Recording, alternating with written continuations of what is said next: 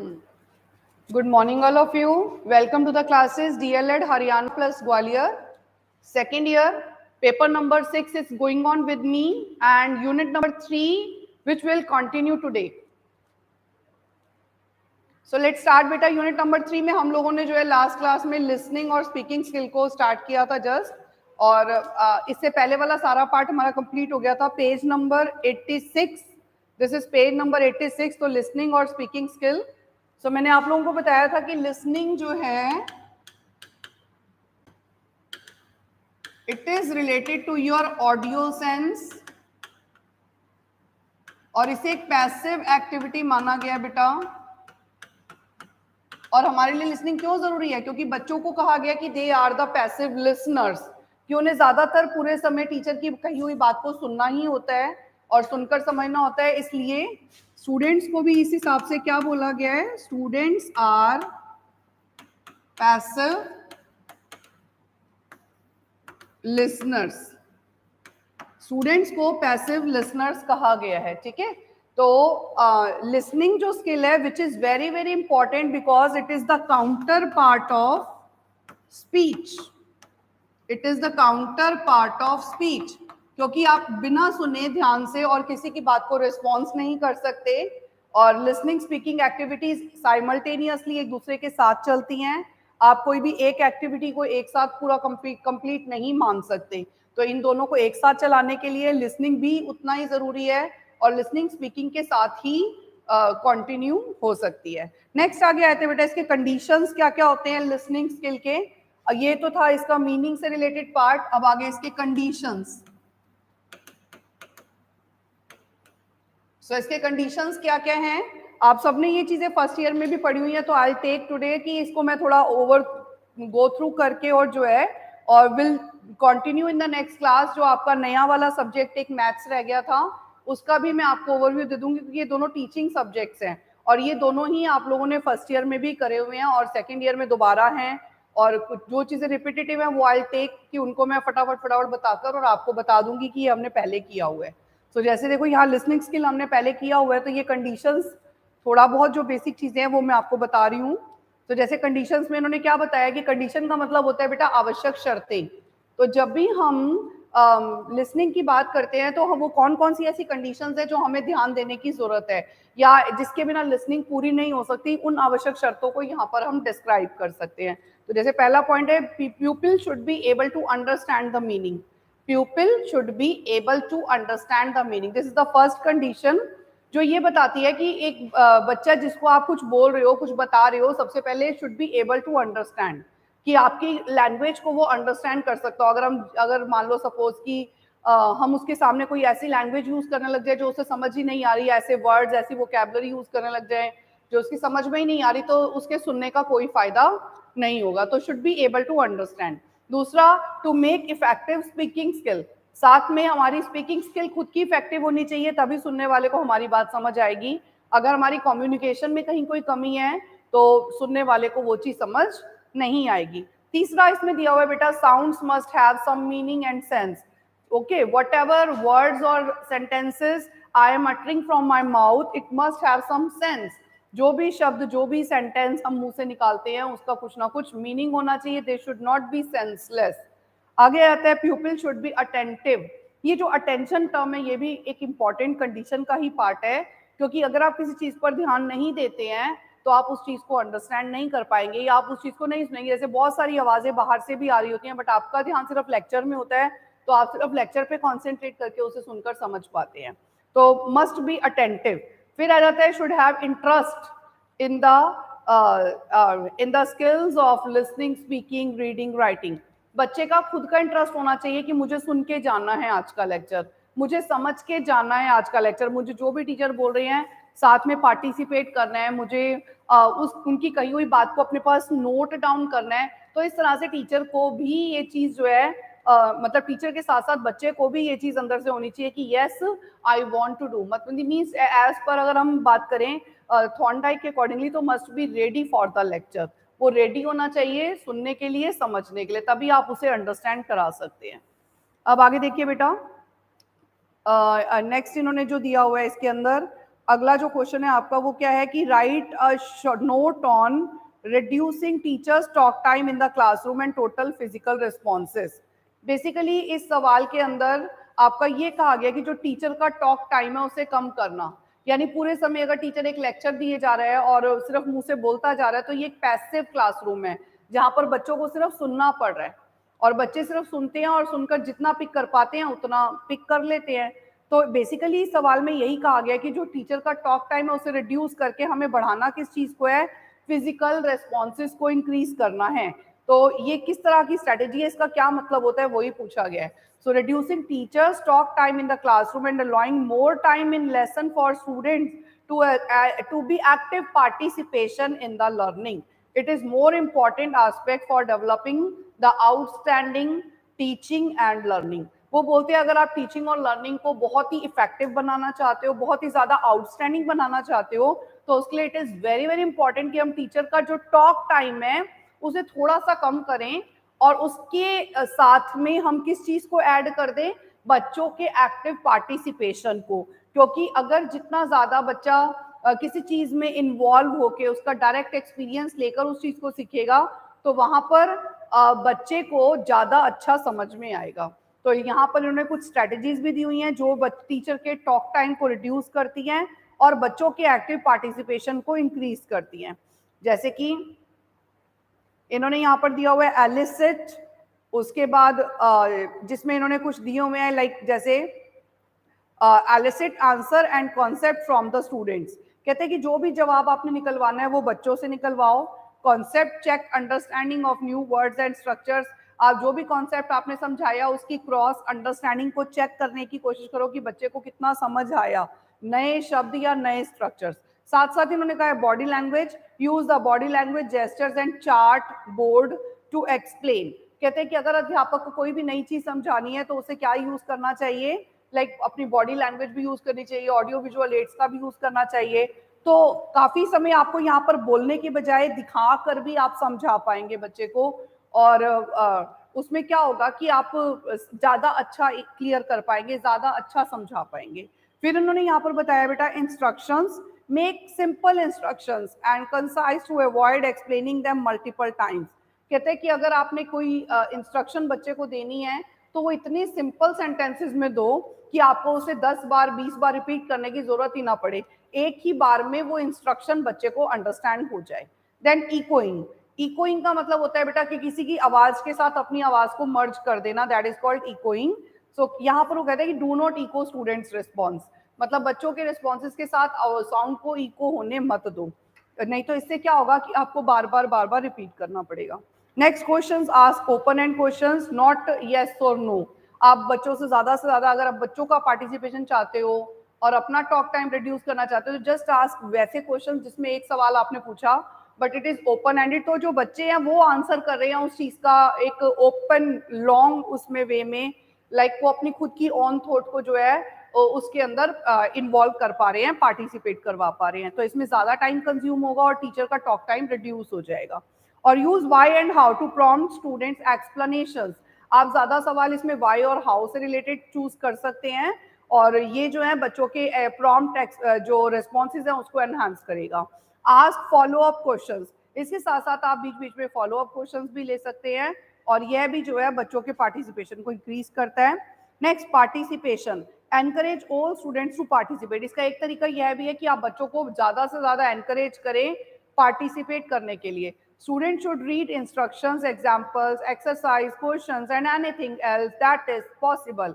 और बच्चों को ये जो भी जिस भी तरह के चाहे इंस्ट्रक्शंस है, चाहे एग्जांपल्स है, चाहे क्वेश्चन है, चाहे कुछ भी है, वो बच्चे जितना ज्यादा हो सके उसके इंस्ट्रक्शंस को वो अच्छे से अच्छा पहले पढ़े करने के लिए। ठीक है बेटा, तो दिस इज ऑल अबाउट कि किस तरह से आप टीचर के टॉक टाइम को रिड्यूस कर सकते हैं। नेक्स्ट आगे देखिए, ये आप अपने आप कर लीजिएगा, characteristics of listening, development of listening skills, ये चीजें आप अपने आप कर लेंगे। आगे फिर आ जाता है कि difficulties in the teaching of listening skill. Page number 91 पर आप देखेंगे कि कौन कौन सी ऐसी डिफिकल्टीज हैं जो लिसनिंग स्किल को कब पूरा नहीं होने देती या कहीं ना कहीं हर्डल क्रिएट करती है। तो ये सारे बेटा वही पॉइंट्स हैं जो हमने अभी प्रिंसिपल्स या कंडीशंस पढ़े थे जैसे हमने कंडीशन पढ़ा था कि चाइल्ड मस्ट बी अटेंटिव, ये उसकी कंडीशन है। तो अगर प्रॉपर अटेंशन नहीं होगी तो लिसनिंग एबिलिटी जो है वो बच्चों की डेवलप नहीं हो पाएगी और आप मतलब इस चीज को पूरा नहीं कर पाएंगे। दूसरा इन्होंने दिया हुआ है, students are not able to understand the foreign language due to the effect of mother tongue. कभी कभी ये भी एक हर्डल का ही काम होता है, क्योंकि हमारे लिए फॉरेन लैंग्वेज है, ये हमारे लिए सेकेंड लैंग्वेज है और बच्चा इसे अपने घर में डे टू डे में यूज नहीं करता, तो उसे इसे समझने में कहीं ना कहीं मुश्किलें आती हैं। तो यह भी एक हर्डल है, वो उस चीज को सुनकर समझ नहीं पाता। फिर आते हैं English teachers use the local dialect और mother tongue in teaching foreign English. और टीचर्स जो हैं वो एक अपना जो है मदर टंग का यूज ज्यादा कर जाते हैं कई बार, तो वो बच्चे के लिए भी एक पैसिव लर्निंग हो जाता है और बच्चा उसको रट्टाफिकेशन करने लग जाता है, उसको अपनी डे टू डे की लैंग्वेज में यूज नहीं कर पाता। उसे भी वही हैबिट हो जाती है कि वो पहले मदर टंग में चीजों को ट्रांसलेट कर रहा है, देन उसके बाद वो उसको इंग्लिश में ट्रांसलेट कर रहा है, तो टाइम कंज्यूमिंग ज्यादा बन जाता है। तो यह भी एक जो है लिसनिंग स्किल में हर्डल का काम करता है। फिर आ जाता है, most of the English teachers are not able to create an English atmosphere in teaching English. यानी जो इंग्लिश की क्लासरूम में जिस तरह का एनवायरनमेंट होना चाहिए, जिस तरह का एटमॉस्फेयर होना चाहिए, वह भी क्रिएट नहीं हो पाता, जिसकी वजह से डिफिकल्टी आती है। Then English teachers are not provided an adequate training to teach English language. फिर उनको उतनी अच्छी ट्रेनिंग नहीं मिलती है जो वो अच्छे से पढ़ा सके।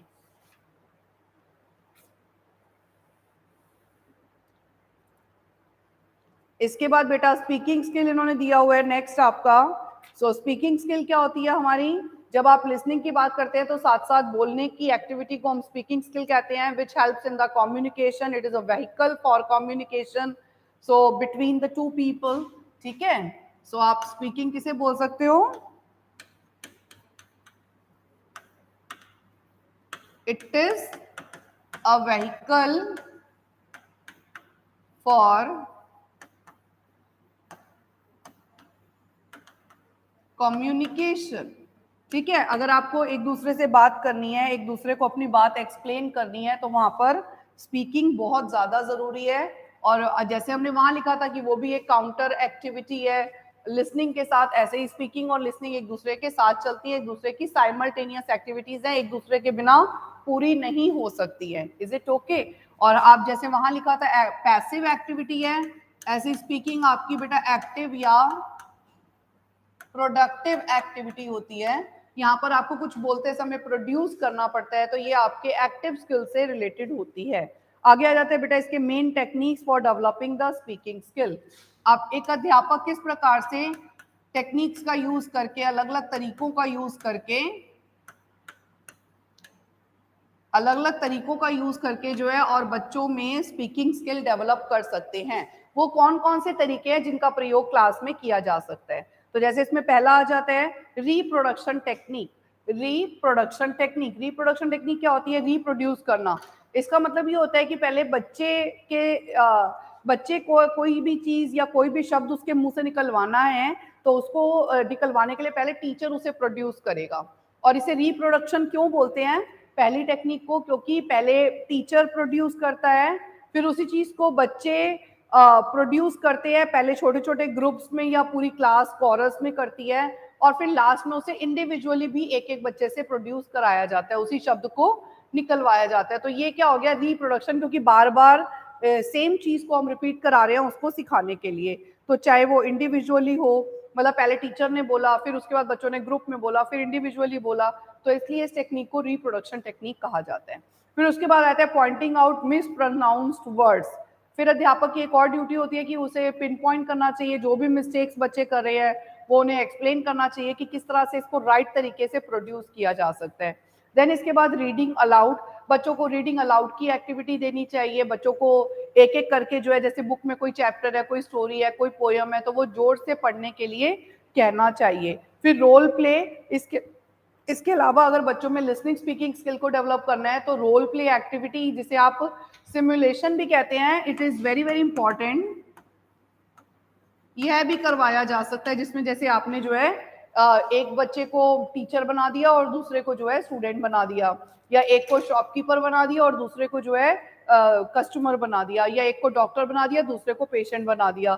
तो इस तरह से आप बहुत सारी ऐसी एक्टिविटीज लिसनिंग स्पीकिंग से रिलेटेड जो है, जैसे उसमें दो दो बच्चे अगर एक्टिविटी करेंगे तो वो एक दूसरे से कम्युनिकेट करेंगे, उसकी बात को सुनेंगे, तो ये चीज जो है उनको डेवलप करेगी। फिर इसके बाद आ जाता है बेटा रोल प्ले के बाद यूजिंग टेप रिकॉर्डर्स। आप टेप रिकॉर्डर का यूज कर सकते हैं, ग्रामोफोन का यूज कर सकते हैं, लिंगुआ फोन का यूज कर सकते हैं। इससे भी आप बच्चे की स्पीकिंग स्किल को डेवलप कर सकते हैं। वो बार बार वॉइस को सुनता है और फिर उसे रिप्रोड्यूस करने की कोशिश करता है। देन ओरल कॉम्पोजिशंस, आप बच्चों को ओरली कंपोज करने के लिए आइडियाज टॉपिक्स दे सकते हैं और जिसे बच्चे जो है अपने तरीके से ओरली कंपोज करेंगे। देन ड्रिल होता है practice, practice makes a man perfect. आप उसे बार बार ऐसा एनवायरनमेंट दें, ऐसी सिचुएशंस दें जिसमें बच्चा अपने आप से बोल कर और उस चीज को सीख सकता है। ये था बेटा हमारा अगला स्पीकिंग स्किल के ऊपर एक शॉर्ट नोट। अब इसके बाद आता है बेटा ओरल वर्क। अगला हमारा जो टॉपिक है वो क्या है, oral work. Oral work which is not in writing is called as oral work. Oral मौखिक रूप से करवाया जाने वाला कार्य होता है, ठीक है। और ये बेसिकली क्या होता है, जो आप जितने शब्द लिखकर आप मतलब जितना समय आपको लिखने में लगता है उससे आधे समय में आप उसकी उसी बात को सेम बोल कर याद कर भी सकते हैं और करवा भी सकते हैं। तो बेसिकली ये बहुत ही इंपॉर्टेंट है ओरल वर्क जो है। इसकी टेक्निक सारी वही होंगी जो आपकी स्पीकिंग स्किल में होती हैं। तो कहीं ना कहीं स्पीकिंग और ओरल के जो टेक्निक्स हैं वो सेम चलती हैं बेटा। आगे इसके एडवांटेजेस और ड्रॉबैक्स दिए हुए हैं। नेक्स्ट आपका आ जाता है ड्रिल। अगला आपका क्वेश्चन क्या है, what is drill and what is the role of drill in giving listening and speaking practice. Page number 96 पर अब आपका अगला पार्ट जो है वो क्या दिया हुआ है, ड्रिल। सो ड्रिल का मतलब क्या होता है, प्रैक्टिस। एक ही सब्जेक्ट मैटर को बच्चे के माइंड में फिक्स अप करने के लिए उसे बार बार तब तक रिपीट करवाते रहना जब तक कि वो उसे समझ में ना आ जाए। तो ड्रिल उसी इफेक्टिव डिवाइस का नाम है जो बच्चे को बार बार आप रिपीट करवाते हो। तो जिससे बच्चे चाहे ग्रुप में उसी चीज को रिपीट करते हैं चाहे इंडिविजुअली रिपीट करते हैं, बार बार सेम चीज उससे तब तक रिपीट कराई जाती है जब तक कि उसे वो चीज याद ना हो जाए। जैसे छोटी क्लासेस में बच्चे को टेबल सिखाए जाते हैं, तो टेबल सिखाते समय जैसे 2 1 2 टीचर बोलता है तो बच्चे भी साथ साथ प्रोड्यूस करते हैं, 2 1 2 2 2 4, पूरी क्लास एक साथ रिपीट कर रही है। तो इट्स कॉल्ड ड्रिल, ठीक है, इसी को हम ड्रिल कहते हैं। ये ड्रिल जो होती है पहले छोटी क्लासेस में बच्चों को ग्रुप्स में कराई जाती है और जैसे जैसे बच्चे बड़े होते हैं इसी ड्रिल को इंडिविजुअली भी फिर करवाने लग जाते हैं। एक एक बच्चे को भी वो चीज ड्रिल में दी जाने लगते हैं। आगे आते हैं टाइप्स ऑफ ड्रिल। ड्रिल कितनी तरह की होती है बेटा। सो ड्रिल के आपके यहाँ पर कई सारे मेथड दिए हुए हैं। जैसे पहला मेथड दिया हुआ है रिपीटेशन ड्रिल। ड्रिल के मेथड दिए हुए हैं।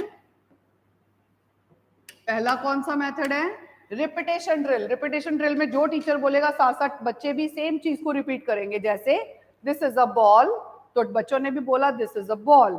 दीज आर बुक्स, तो बच्चों ने भी बोला these are books. It's called repetition drill. दूसरी है सब्स्टिट्यूशन ड्रिल। सब्स्टिट्यूशन ड्रिल में क्या होता है, लाइक कुछ ना कुछ सब्स्टिट्यूट कर देते हैं और जैसे Ram is a good boy उसके साथ बोल दिया Shyam is a good boy, फिर बोल दिया Mohan is a good boy. तो ऐसे करके जो है हम उसी में एक एक शब्द को कहीं ना कहीं, जैसे राम की जगह श्याम, श्याम की जगह सीता, मतलब सीता नहीं, लाइक बॉयज का ही नाम लिखेंगे ताकि लास्ट से बाकी सब सेम रहे। एक वर्ड को सब्स्टिट्यूट कर रहे हैं पूरे वाक्य में, तो ये सब्स्टिट्यूशन ड्रिल है। लेकिन अगर हम एक की जगह दो वर्ड्स को एक साथ सब्स्टिट्यूट करते हैं तो ये डबल सब्स्टिट्यूशन मेथड हो जाता है। जैसे इसमें इन्होंने पहला मेथड दिया आपका रिपीटेशन ड्रिल, दूसरा दिया सब्स्टिट्यूशन ड्रिल, अब तीसरा मेथड है डबल सब्स्टिट्यूशन। तो डबल सब्स्टिट्यूशन में आप एक ही वाक्य में दो जगह पर सब्स्टिट्यूट करेंगे। जैसे राधा इज माय सिस्टर, आगे आप बता सकते हैं कि मोहन इज माय फ्रेंड। तो ऐसे करके जो है यहाँ पर राधा की जगह मोहन हो गया और सिस्टर की जगह फ्रेंड हो गया। तो it's called as double substitution, ठीक है। और फिर मल्टीपल सब्स्टिट्यूशन ड्रिल भी एक वे होता है ड्रिल करवाने का। सो मल्टीपल सब्स्टिट्यूशन में क्या होता है कि आप एक ही वाक्य में बच्चा चाहे जितना भी मतलब एक से दो से ज्यादा जो है और वर्ड्स चेंज कर सकता है, तो उसे हम बोलते हैं मल्टीपल सब्स्टिट्यूशन ड्रिल।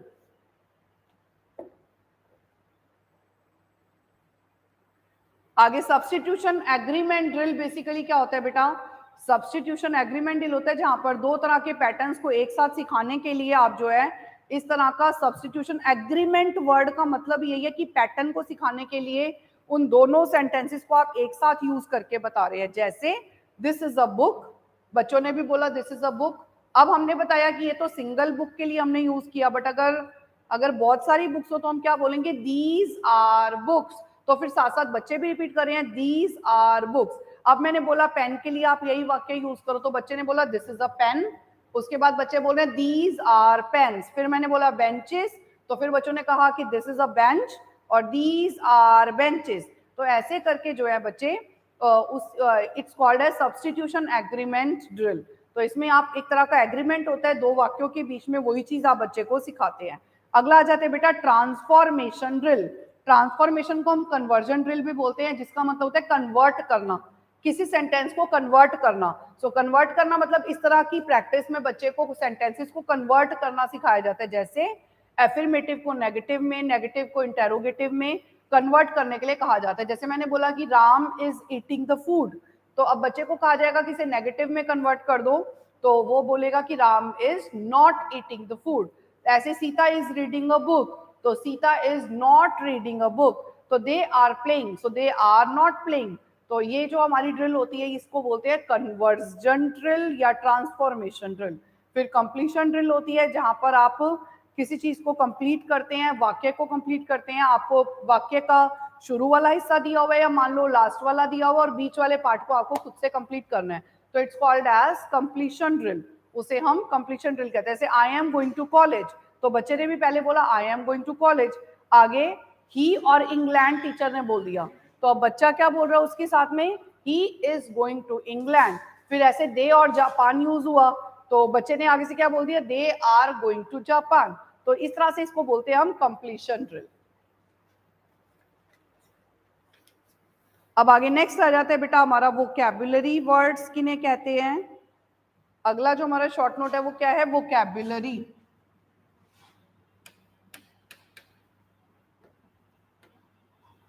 वोकैबुलरी हमारे शब्दकोश को कहा जाता है। एक टाइम पर हम जितने वर्ड्स को अंडरस्टैंड करते हैं, समझते हैं, वो हमारी क्या होती है, वोकैबुलरी होती है। हर बच्चे की अपनी वोकैबुलरी होती है, हर बच्चे की वोकैबुलरी दूसरों से डिफरेंट होती है। ये वोकैबुलरी के दो टाइप्स होते हैं बेटा, एक होती है एक्टिव वोकैबुलरी और एक क्या होती है, पैसिव वोकैबुलरी। एक्टिव वोकैबुलरी में वो शब्दकोश आता है जो आपको हर समय याद रहता है बोलते समय, ठीक है। तो जो आप हर समय बोलते समय यूज कर सकते हैं, बिना किसी थॉट के, बिना किसी एफर्ट के, आप उसे अपने कॉन्शियस माइंड में फटाफट ले आते हैं। उसको शब्द को अपने दिमाग में लाने के लिए आपको सोचना नहीं पड़ता। तो इस तरह के शब्दों को हम एक्टिव वोकैबुलरी का हिस्सा मानते हैं। और पैसिव वोकैबुलरी में वो शब्द आते हैं जो आप जब बोलते हो ना तब आपको वो याद नहीं आते, लेकिन जैसे ही आप उसे कहीं किताब में पढ़ते हो या कहीं सुनते हो तो आपको फटाफट आप उसे रिकॉग्नाइज कर लेते हो कि हाँ हाँ मुझे ये शब्द तो आता है, लेकिन बोलते समय हम फिर उसे यूज नहीं कर पाते। तो ऐसे शब्दों को हम क्या बोलते हैं, पैसिव वोकैबुलरी, जिन्हें हम रिकॉग्नाइज तो करते हैं बट अपनी स्पीकिंग में डायरेक्टली उसका यूज नहीं करते। ऐसे वर्ड्स को हम बोलते हैं बेटा passive vocabulary. Is it okay. Next आगे इन्होंने बेटा टाइप्स ऑफ वर्ड्स दिए हुए हैं। आगे जो अगला क्वेश्चन दिया हुआ वो क्या दिया हुआ है, types of words. So words कितनी तरह के होते हैं, इन्होंने यहाँ दो तरह के शब्दों को बताया है, एक्सप्लेन किया है। एक है फंक्शनल वर्ड्स और एक है कंटेंट वर्ड्स। एक है फंक्शनल वर्ड्स और एक है कंटेंट वर्ड्स। ये फंक्शनल वर्ड्स क्या होते हैं बेटा, functional words are the words which are used in the sentence structure. ये फंक्शनल वर्ड्स वो होते हैं जो यूज किए जाते हैं, जिनका कोई डायरेक्ट मीनिंग नहीं होता but they are used in a sentence. जैसे हेल्पिंग वर्ब्स होते हैं, is, are, am, was, were, ये सब आपके फंक्शनल वर्ड है जिनके यूज पे हम फोकस करते हैं और इनका कोई डायरेक्टली कोई मीनिंग नहीं होता। क्लियर। लेकिन कंटेंट वर्ड क्या होते हैं, these are the main words of the language. इन्हें हम क्या बोल सकते हैं, main words of the language. जैसे एक्शन वर्ड मेन वर्ड है, राम इज प्लेइंग, प्लेइंग जो प्ले वर्ड है वो एक्शन वर्ड है। ऐसे राधा इज ईटिंग, ईटिंग जो है वो क्या है, कंटेंट वर्ड है। तो जो आपका नाउन यूज कर रहे हो किसी सेंटेंस में, एक्शन वर्ड यूज कर रहे हो और ऑब्जेक्ट यूज कर रहे हो, ये सब आपके कंटेंट वर्ड्स में आते हैं। और इसके अलावा आपके हेल्पिंग वर्ब्स हो गए, आर्टिकल्स हो गए, प्रेपोजिशंस हो गए, ये सब आपके फंक्शनल वर्ड्स में आते हैं, इनका कोई डायरेक्ट मीनिंग नहीं होता। सो ये था हमारा टाइप्स और काइंड्स ऑफ वर्ड्स।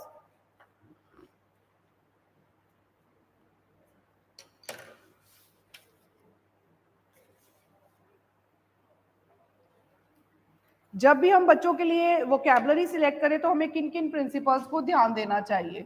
प्रिंसिपल्स, अगला क्वेश्चन क्या है हमारा? Principles for the selection of vocabulary. अगर आप कोई वोकैबुलरी को सिलेक्ट करते हैं एक टाइम पर, तो कौन कौन से शब्दों को किस तरह से सिलेक्ट करेंगे, किन नियमों को आप ध्यान देंगे? तो पहला, जैसे इसमें दिया हुआ यूजफुलनेस ऑफ द वर्ड।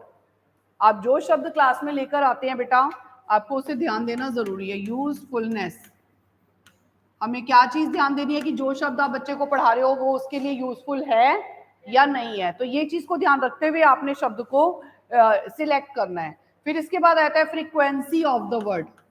अगला इसमें क्या दिया हुआ है? Principal frequency. फ्रीक्वेंसी मतलब कितनी बार यूज होता है, रिपीटेशन उसकी कितनी बार है। हमारे जीवन में आप जिस शब्द को यूज कर रहे हो वो एक दिन में आप कितनी बार यूज कर रहे हो। तो अगर बार बार यूज हो रहा है तो अच्छा है, सिखा दो तो। और अगर वो कम यूज हो रहा है तो फिर उसको अभी मत भी सिखाओ तो भी चलेगा। तो उसकी फ्रीक्वेंसी पर भी डिपेंड करता है कि आप उसे जब सिलेक्ट करें तो ध्यान दें कि उसकी फ्रीक्वेंसी कितनी है। फिर आता है इसके बाद स्ट्रक्चरल वैल्यू। आप जब भी शब्द को सिलेक्ट करें तो देखिए उसकी स्ट्रक्चरल वैल्यू क्या है। स्ट्रक्चरल वैल्यू का मतलब क्या होता है कि जैसे आप उसको प्रेफरेंस कितना देते हैं, कि आप उसको, जैसे प्रेजेंट टेंस ज्यादा यूज होता है या पास्ट टेंस ज्यादा यूज होता है, उसमें भी कौन से वर्ड्स जो हैं वो स्ट्रक्चर में ज्यादा यूज होते हैं, जो आपके स्ट्रक्चर को फ्रेम करते हैं। 2 वर्ड स्ट्रक्चर, 3 वर्ड स्ट्रक्चर, इनको फ्रेम करते हैं। तो आप उस हिसाब से भी शब्दों को सिलेक्ट करते हैं। फिर यूनिवर्सैलिटी, अगला प्रिंसिपल इन्होंने क्या दिया है? यूनिवर्सैलिटी। वो यूनिवर्सल वैल्यू, वो कितना सार्वभौमिक रूप से प्रयोग किया जाता है। मतलब यूनिवर्सल वैल्यू का मतलब है कोई कई शब्द ऐसे होते हैं जो यूनिवर्सली उनका मीनिंग वही होता है जो हम समझते हैं। तो ऐसे शब्दों को हमें पहले यूज करवाना चाहिए। फिर एप्लीकेबिलिटी, बच्चे को उसे यूज करना आए। एप्लीकेबल का मतलब होता है आपको उसे अपने डे टू डे लाइफ में उसे यू अप्लाई करना है। हाँ ठीक है, तो उसे आप डिफरेंट सिचुएशंस में कितना ज्यादा अप्लाई कर सकते हो। तो आप ये भी चीज इसके हिसाब से भी जो है टीचर सिलेक्ट करेगा शब्दों को। इसके अलावा प्रोडक्टिविटी और सिंप्लिसिटी, प्रोडक्टिविटी और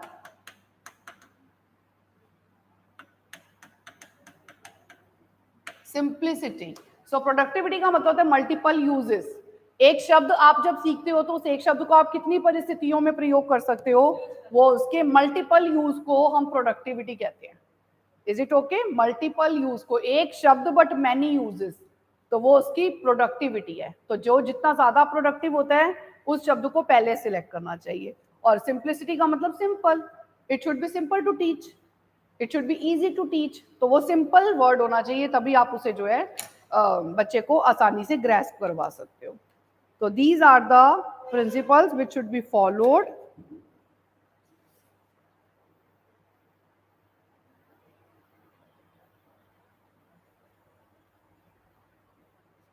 नेक्स्ट क्वेश्चन उन्होंने दिया हुआ है बेटा, what are the methods of teaching words? What are the methods of teaching words? आप बच्चे को जब शब्द सिखाने लगो तो कौन कौन से तरीके हैं जिनसे आप बच्चे को, टेक्निक्स कौन कौन सी हैं जिससे आप बच्चे को वो वर्ड्स सिखा सकते हैं? तो जैसे पहला मेथड है इसका, पहली टेक्निक है या पहला तरीका है बाय शोइंग एक्चुअल ऑब्जेक्ट्स। आप बच्चे को जो है एक्चुअल ऑब्जेक्ट्स शो कर सकते हैं। जैसे एक्चुअल ऑब्जेक्ट्स का मतलब ऑडियो विजुअल एड्स। तो आप जितना ज्यादा किसी शब्द को सिखाने के लिए, जैसे फ्लैश कार्ड यूज कर लिया, आगे उसका नाम लिखा हुआ है चीज का, या आगे ड्राइंग बनी हुई है पीछे उसका नाम लिखा हुआ है, तो इस तरह से बच्चे को नए शब्द सिखाए जा सकते हैं ऑडियो विजुअल एड्स का या एक्चुअल ऑब्जेक्ट्स का यूज करके। सॉरी, यहाँ एक्चुअल ऑब्जेक्ट है। एक्चुअल ऑब्जेक्ट का मतलब क्या हो गया? जैसे वास्तविक चीजें, जैसे मैं वास्तविकता में ये दिखा रही हूँ व्हाट इज दिस, तो चाइल्ड विल से मोबाइल। तो ऐसे एक्चुअल ऑब्जेक्ट, हाँ हाँ, लाइक बुक है तो मैं डायरेक्टली बुक दिखा रही हूँ कि यस दिस इज बुक। तो आप एक्चुअल ऑब्जेक्ट दिखाकर कोई चीज सिखा रहे हैं तो वो आपके एक्चुअल ऑब्जेक्ट्स में आते हैं। दूसरा इन्होंने मेथड बताया बाय शोइंग मॉडल्स। दूसरा क्या बताया? By showing models. तो मॉडल्स क्या होते हैं? उसी की कॉपी होते हैं। Copy of the real. जैसे आप ट्रेन, हाँ बिल्कुल, जैसे आप ट्रेन को क्लास में नहीं ला सकते पढ़ाने के लिए, तो आप ट्रेन का छोटा सा मॉडल, जैसे बच्चे का टॉय ट्रेन लेकर आ गए दिखाने के लिए, ऐसे ही आप एनिमल्स को क्लास में नहीं ला सकते, तो छोटे छोटे एनिमल्स के जो है ना आप खिलौने होते हैं जो, तो वो आपका मॉडल में आ जाता है। ठीक है, जैसे एलिफेंट छोटा सा ले आए, कार ले आए, टॉय ले आए, कुछ भी इस तरह की चीजें आप डायरेक्टली लाकर दिखा रहे हैं, तो ये आपके मॉडल्स में आ जाते हैं। और बाय परफॉर्मिंग एक्शंस, कुछ चीजों के ना तो ऑब्जेक्ट्स होते हैं ना तो ऑडियो विजुअल एड्स होते हैं, उनमें आप एक्शन बता सकते हो।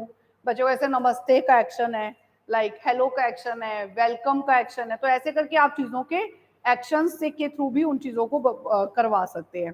और by showing charts and pictures, ये तो हमें पता ही है, ऑडियो विजुअल एड्स हैं ये, तो हम विजुअल एड्स को दिखाकर भी उन चीजों के बारे में एक्सप्लेन कर सकते हैं।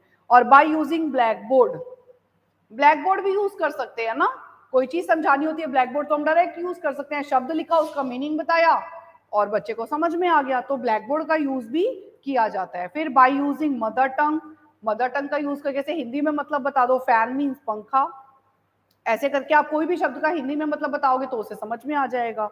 ऐसे बाय क्रिएटिंग वर्बल सिचुएशन, आप कोई शब्द बच्चे को एक्सप्लेन करना चाहते हो तो उस शब्द को आप उसकी वर्बल सिचुएशन क्रिएट करके भी समझा सकते हो। फॉर एग्जाम्पल, जैसे मैंने फॉरगेट का मतलब बताना है, तो फॉरगेट का मतलब होता है भूल जाना, तो आप इसी चीज को आप सिचुएशन में अराइज कर सकते हो कि your name is Radha, your name is Rahul, but I forgot your name, what's your name. So बच्चे को समझ आएगा कि फॉरगॉट कहाँ यूज हो रहा है, कि लाइक भूल गए और अब उसे वो जो नाम है वो पूछ रहे हैं खुद ही बच्चे से, तो ऐसे करके आप वर्बल सिचुएशंस अराइज करके भी उस चीज को समझा सकते हैं। फिर बाय यूजिंग वर्ड वॉल्स, जैसे वो वर्ड गेम्स होते हैं ना, वर्ड वॉल्स, जैसे मैंने बोला, जिसे वर्ड ट्रेन भी कहते हो आप, वर्ड वॉल का मतलब दीवार होती है, तो ऐसे शब्दों की ट्रेन होती है, आप उसके तरीके से भी नए नए शब्द सिखा दो। जैसे मैंने बोला फैन, अब ये एन पे खत्म हुआ, तो बच्चे ने बोला नेस्ट, अब वो टी पे खत्म हुआ, तो टी पे ट्रेन, फिर एन पे खत्म हुआ, लाइक ऐसे करके आप वर्ड्स बोल सकते हैं ना, तो वर्ड ट्रेन या वर्ड वॉल का यूज कर सकते हैं। फिर इसके बाद होमोनिम्स बच्चों को सिखाए जा सकते हैं। होमोनिम का मतलब होता है सेम नेम होता है दो वर्ड्स का, बट मीनिंग अलग अलग होते हैं। होमोनिम में क्या होता है, सेम वर्ड्स होते हैं लेकिन मीनिंग उनके अलग अलग होते हैं। ठीक है, तो होमोनिम, नेम सेम होता है, स्पेलिंग सेम होते हैं, साउंड सेम होता है, लेकिन मीनिंग डिफरेंट होता है। जैसे बेटा फॉर एग्जाम्पल ट्रंक होमोनिम में आता है, होमोनिम में क्या आता है, लाइक ट्रंक, ये देखो इसकी स्पेलिंग सेम है, नाम सेम है, लेकिन इसके मीनिंग दो अलग अलग चीजों में अलग अलग। जैसे एक ट्री ट्रंक होता है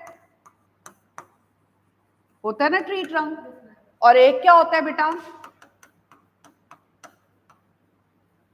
एलिफेंट ट्रंक। एक जो आपका एलिफेंट है उसकी वो सूंड होती है और एक पेड़ की ट्रंक होती है ना, तो बेसिकली एक ही ये होमोनिम है, तो आप यूज दोनों, उसमें इसके दो अलग अलग मीनिंग पढ़ रहे हो। होमोनिम इन्हें कहते हैं। आगे होमोफोन्स दिए हुए हैं, होमोफोन,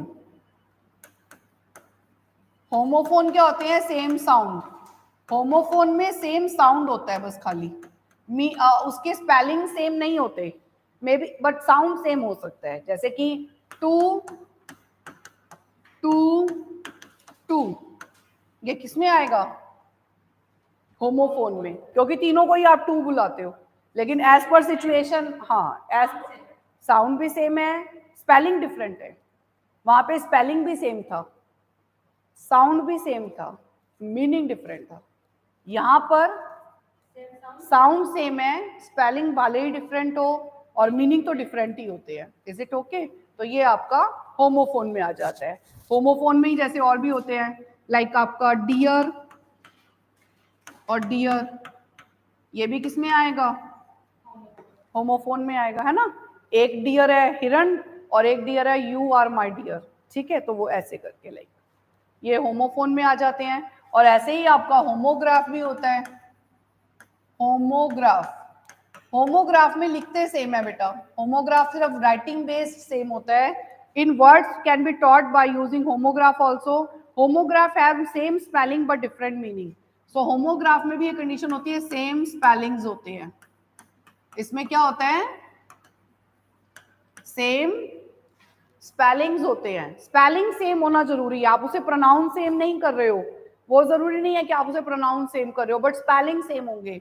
जैसे कि विंड और वाइंड, जैसे एक विंड होता है हवा और एक होता है I have wind up my work, मैं अपना काम फिनिश कर चुकी हूँ, होता है ना। ऐसे ही देखो live, I live in Delhi, और एक होता है जैसे live show, it's a live show, Kapil show, live show है। तो ये दोनों शब्द आप होमोग्राफ में मतलब सेम लिख रहे हो, इनका प्रोनाउंसिएशन भी डिफरेंट है और मीनिंग भी डिफरेंट है, तो इन्हें हम क्या बोलते हैं, होमोग्राफ। तो इस तरह से शब्दों को पढ़ाने के तरीके, आप उन्हें होमोनिम से पढ़ा लो, होमोफोन से पढ़ा लो, होमोग्राफ से पढ़ा लो, ऑडियो विजुअल एड का यूज करके पढ़ा लो, ब्लैक बोर्ड का यूज करके पढ़ा लो, ऐसे करके बच्चों को ये चीजें सिखाई जाती है।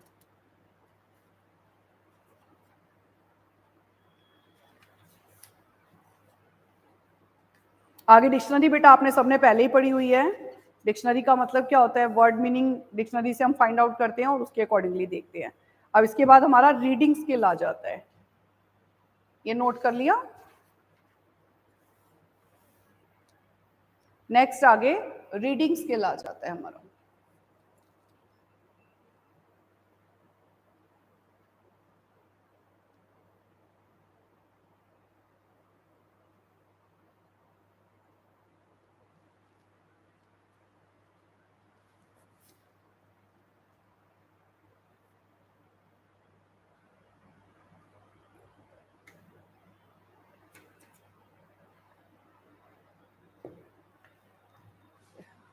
देखो रीडिंग स्किल जो होती है वो क्या होती है, बेसिकली किसी भी चीज को आप रीड करते हो तो वो रीडिंग स्किल में आपका आ जाएगा। तो जहां पर क्या होता है, जो भी प्रिंटेड वर्ड्स हैं उनके लिए एक साउंड क्रिएट करना और साथ में उसे समझना, ये रीडिंग स्किल ही है।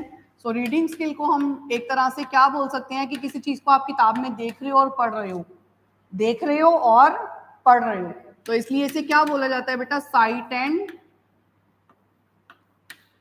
Sound process. इसे क्या बोलते हैं, साइट एंड साउंड प्रोसेस। आंखों से देखते जाना और मुंह से पढ़ते जाना।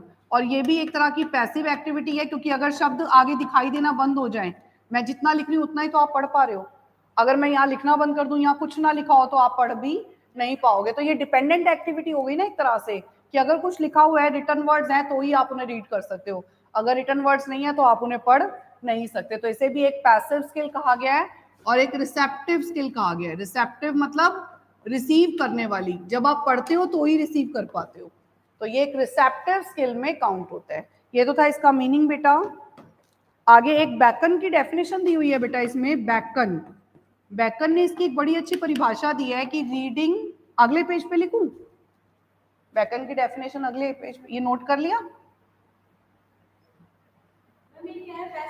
Receptive, RECEPTIVE, receptive, okay. Bacon ने क्या बताया बेटा, reading makes a full man, reading makes a full man conference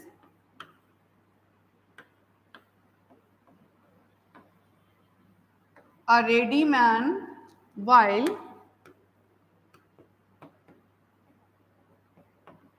writing makes an exact man।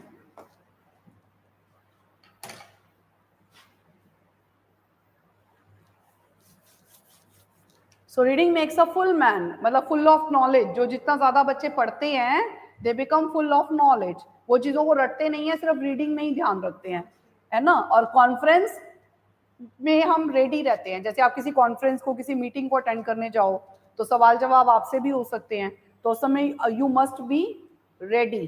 तो जितनी ज्यादा लोग कॉन्फ्रेंस अटेंड करते हैं वो उन्हें मतलब क्या बनाता है, रेडी मैन बनाता है। और जो राइटिंग होती है, राइटिंग में आप वो चीजें लिखते हो जो आपके सारे जितने भी थॉट्स हैं उनको क्लब करके और एक या दो वाक्यों में वो चीज समझ में आ जाए।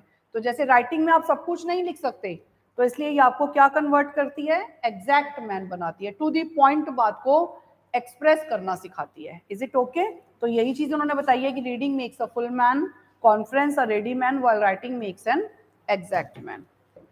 सो ये रीडिंग हो गया। Why reading is important? अगला इन्होंने बताया कि रीडिंग इंपॉर्टेंट क्यों होती है। तो क्यों होती है?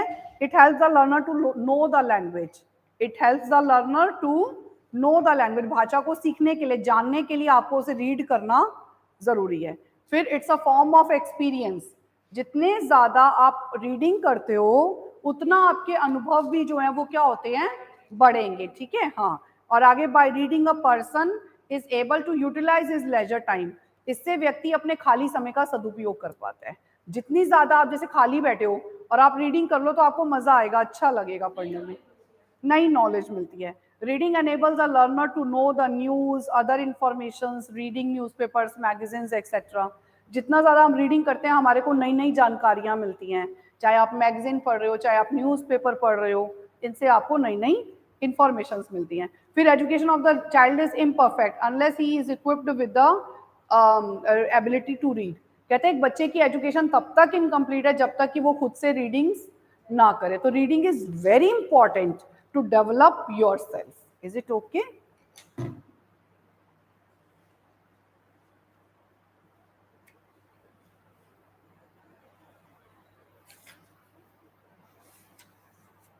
आगे आते हैं बेटा, एक अच्छी रीडिंग के लिए आपको किन किन बातों का ध्यान देना चाहिए। तो सबसे पहला पॉइंट है इसके लिए, इसे बोलते हैं एट्रीब्यूट्स ऑफ गुड रीडिंग। इस क्वेश्चन को क्या बोलेंगे? Attributes of good reading. एक अच्छी रीडिंग को आप क्या क्या बातों का ध्यान देकर कर सकते हैं। तो जैसे एक अध्यापक को सबसे पहले सिलेक्शन पर ध्यान देना चाहिए। तो सिलेक्शन मतलब जब भी आप रीडिंग के लिए मटेरियल लेकर आ रहे हैं तो आपको उस मटेरियल को ध्यान देना है कि वो बच्चे की एज के अकॉर्डिंगली, बच्चे के लेवल के अकॉर्डिंगली, वो जो सिलेक्ट किया आपने वो as per level of child होना चाहिए। दूसरा, पर्पस, आप जो रीडिंग करा रहे हैं उसका उद्देश्य क्या है, वो पर्पस माइंड में रख के हम वो चीज रीड करेंगे। आप दुनिया की सारी चीजों को रीडिंग नहीं करते, हम उन चीजों को रीड करते हैं जो हमारे किसी ना किसी पर्पस को फुलफिल करती हैं। जैसे हम जिस क्लास में होते हैं हम उस क्लास की पढ़ाई इसलिए करते हैं क्योंकि हमें नई क्लास में जाना होता है, और उसी चीज़ों को रीडिंग भी करते हैं। तो बेसिकली हमें वही चीज़ करवाना ज़रूरी है। फिर आ जाता है स्ट्रैटेजीज। स्ट्रैटेजीज क्या होती हैं कि वो आप जैसे आज राइटिंग करवाएंगे, आज आप रीडिंग कराएंगे, आज आप ओरल वर्क कराएंगे, तो आपको स्ट्रैटेजीज एज अ टीचर बनाना बहुत ज़रूरी है, तभी आप रीडिंग को उसके बीच में कहीं ना कहीं अच्छी जगह फिक्सअप कर सकते हैं। फिर आ जाता है स्पीड। आपको जब भी रीडिंग को ध्यान देना है तो आपको कभी भी शुरुआत में इस बात पे फोकस नहीं करना कि आप उसको स्पीडली पढ़ने के लिए कहें बच्चे को। तो स्पीड पे बड़ा ध्यान देने की आवश्यकता होती है। शुरू में बच्चे की स्पीड को फोकस नहीं किया जाना चाहिए। ठीक है,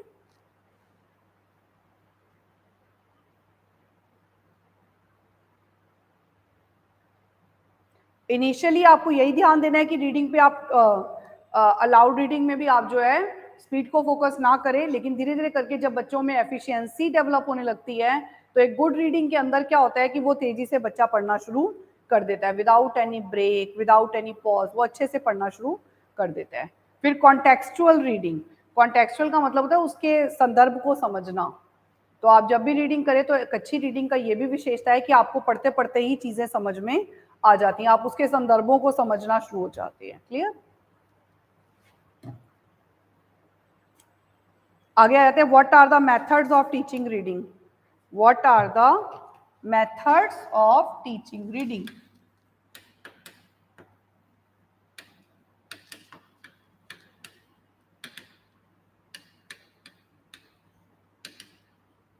मेथड्स ऑफ टीचिंग रीडिंग। बच्चों को रीडिंग सिखाने के कौन कौन से मेथड्स होते हैं। सो कौन कौन से मेथड्स होते हैं बच्चों को रीडिंग सिखाने के? बेटा एक पहला मेथड है एबीसी मेथड। पहला मेथड कौन सा है? ABC method. ये आपने पढ़ा हुआ है ना फर्स्ट ईयर में, अल्फाबेटिक मेथड, जिसमें हम क्या करते हैं बच्चे को ए से लेकर जेड तक तब तक सिखाते हैं जब तक कि उसे समझ में ना आ जाए। फिर उसके बाद इससे मिलाकर वर्ड बनाने सिखाते हैं, फिर सेंटेंस बनाने सिखाते हैं। तो it's called as ABC method. दूसरा मेथड इसमें कौन सा आ जाता है हमारा? Phonic method. दूसरा कौन सा है बेटा? फोनिक। फोनिक मेथड में क्या आ जाता है? आप सबको पता है साउंड मेथड जिसे आप बोलते हो, फोनेटिक साउंड्स के ऊपर बेस्ड होता है, जहां पर आप ए को ए, बी को ब, सी को क, डी को ड। तो हाँ, हिंदी से क्या उसके साउंड से रिलेट करते हैं बेसिकली। तो जहां पर आप साउंड मेथड यूज करते हो उसे हम फोनेटिक साउंड कहते हैं। तीसरा इसमें आता है फिर इसके बाद वर्ड मेथड। तीसरा बच्चे को रीडिंग सिखाने का कौन सा मेथड है बेटा? Word method. वर्ड मेथड को ना आप लुक एंड से मेथड भी बोलते हो, इसे हम और क्या बोलते हैं? लुक एंड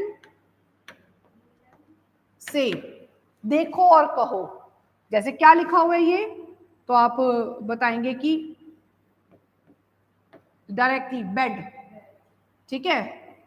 अब ए साउंड आ गया बीच में तो बच्चे ने डायरेक्टली पढ़ा रैट, तो ऐसे करके बच्चे को डायरेक्टली लुक एंड से, तो देखो और बोलो, ये भी मेथड सिखाया जाता है। थोड़े बच्चे बड़े हो जाते हैं तो जो लिखा हुआ है उसे डायरेक्टली पढ़ना सिखाते हैं। इसमें कई बार टीचर इस मेथड का यूज करने के लिए डायरेक्ट उसका ऑब्जेक्ट भी दिखा देते हैं कई बार, लाइक जैसे ये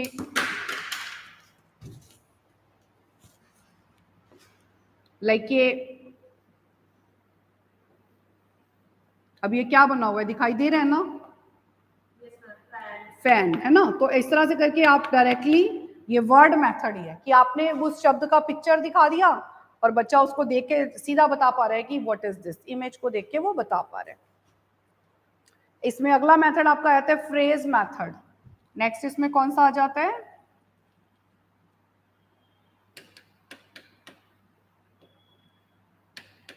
फ्रेज होता है part of the sentence but not a complete sentence, it's a part of a sentence. So phrase में आप फ्रेजेस के साथ पढ़ाते हो पार्ट ऑफ सेंटेंस। जैसे आप प्रेपोजिशन सिखाना है तो आप उसे एक वर्ड के साथ, जैसे अंडर है, जब तक आप बच्चे को अंडर का मीनिंग जो है वो अंडर द ट्री ऐसे करके ना बताओ तो बच्चे को समझ में नहीं आएगा। लाइक यहाँ पे ट्री बना हुआ है और यहाँ पर कोई चीज ऐसे पड़ी हुई है, तो लाइक आपने उसे क्या बताया? Table is under the tree है ना, तो आपने यहाँ पर इसको अंडर द ट्री करके बता दिया। तो कोई चीज अंडर द ट्री मतलब कोई चीज अंडर द ट्री पड़ी हुई है। Is it okay? तो ऐसे करके आप फ्रेजेस हैं, आर्टिकल्स हैं, जैसे आर्टिकल में एन नाउन, अब ये एक शब्द तो नहीं है ना, दो हैं कम से कम, तो ये पार्ट ऑफ अ सेंटेंस है, ये कंप्लीट सेंटेंस भी नहीं है। तो फ्रेजेस उन्हें कहते हैं जो कंप्लीट सेंटेंस भी नहीं होता लेकिन एक वर्ड भी नहीं होता सिंगल, जैसे अ कैट। आर्टिकल्स आप इसी में सिखाते हो, प्रेपोजिशंस आप इसी में सिखाते हो, और जम्बल्ड वर्ड्स भी कई बार इसमें बता दिए जाते हैं, ठीक है। इस तरह से ये फ्रेज मेथड आ जाता है आपका। इसके बाद आपका आ जाता है सेंटेंस मेथड।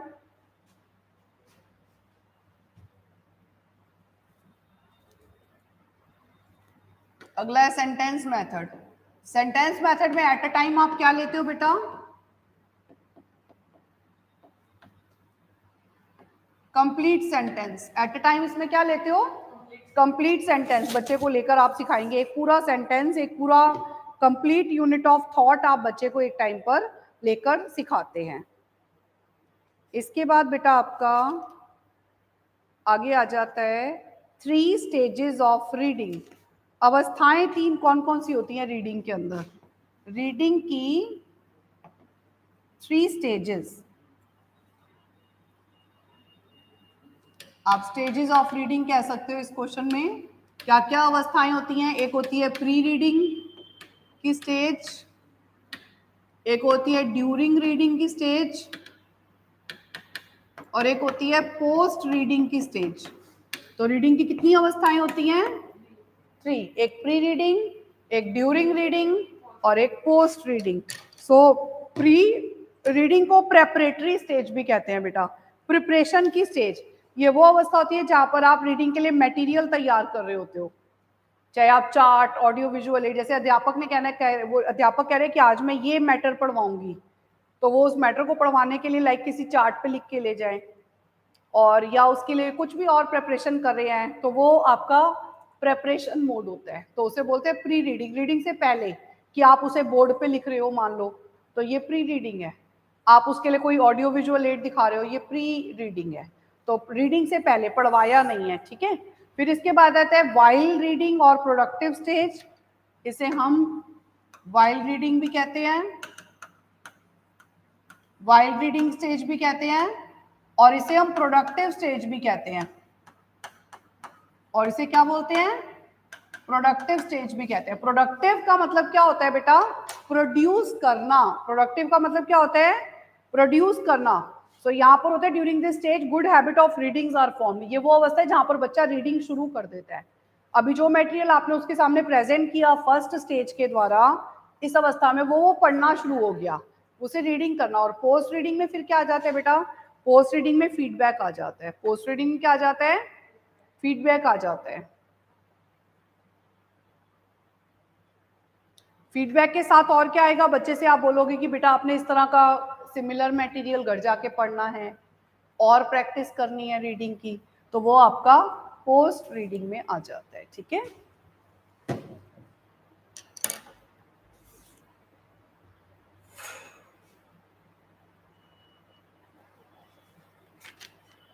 इसके बाद वाला आप बेटा खुद से पढ़ेंगे जो बुक में दिया हुआ है, सजेशंस, कंडीशंस। अच्छा एक बात और बताइए, इंटेंसिव रीडिंग, एक्सटेंसिव रीडिंग हमने पढ़ा हुआ है ना पहले। टाइप्स ऑफ रीडिंग ये सब आप खुद पढ़ेंगे। टाइप्स ऑफ रीडिंग बेटा जितने भी बच्चे हैं सब खुद करेंगे। पहला आपका मॉडल रीडिंग होता है। The reading which is done by the teacher is called as model reading. तो आप इस पे जो भी शॉर्ट नोट दिया हुआ है वो आपने खुद पढ़ना है। दूसरा अलाउड रीडिंग है। अलाउड रीडिंग होता है the reading which is done by the children loudly, called as aloud reading. जो बच्चे जोर जोर से पढ़ते हैं मटेरियल को, it is followed by model reading, है ना। तो ये मॉडल रीडिंग के बाद ही होती है और इसमें प्रोनाउंसिएशन इंप्रूव करने पर फोकस किया जाता है। हाँ, प्रोनाउंसिएशन को इंप्रूव करने के लिए। ठीक है, और तीसरी फिर इसके बाद कौन सी आ जाती है हमारी, इंटेंसिव। और फोर्थ आ जाती है एक्सटेंसिव रीडिंग। थर्ड है इंटेंसिव और फोर्थ है एक्सटेंसिव रीडिंग। इंटेंसिव रीडिंग में क्या होता है, in detail study of the prescribed text, deep study. हाँ, डिटेल स्टडी जहां पर एक एक शब्द को आप फोकस कर रहे हैं, हर चीज पर ध्यान दे रहे हैं, डिटेल में समझा रहे हैं, चाहे उसकी वो ग्रामर है, चाहे उसकी वोकैबुलरी है, चाहे उसका स्ट्रक्चर है, तो वो सब कुछ आप डिटेल में समझा रहे हैं, तो उसे बोलते हैं इंटेंसिव रीडिंग। और एक्सटेंसिव जस्ट इसकी उल्टी होती है, नॉन डिटेल स्टडी। इसे क्या बोलते हैं, नॉन डिटेल स्टडी। तो इट्स जस्ट फॉर इंफॉर्मेशन। ये किसके लिए होती है, जस्ट जो इंफॉर्मेशन के लिए और फॉर प्लेजर, बच्चा बस खुशी के लिए, एंजॉयमेंट के लिए पढ़ता है, तो उसे हम बोलते हैं एक्सटेंसिव रीडिंग। ठीक है, फिर इसके बाद आता है इसी में आपका और एक साइलेंट रीडिंग भी होता है। और क्या होता है हमारा,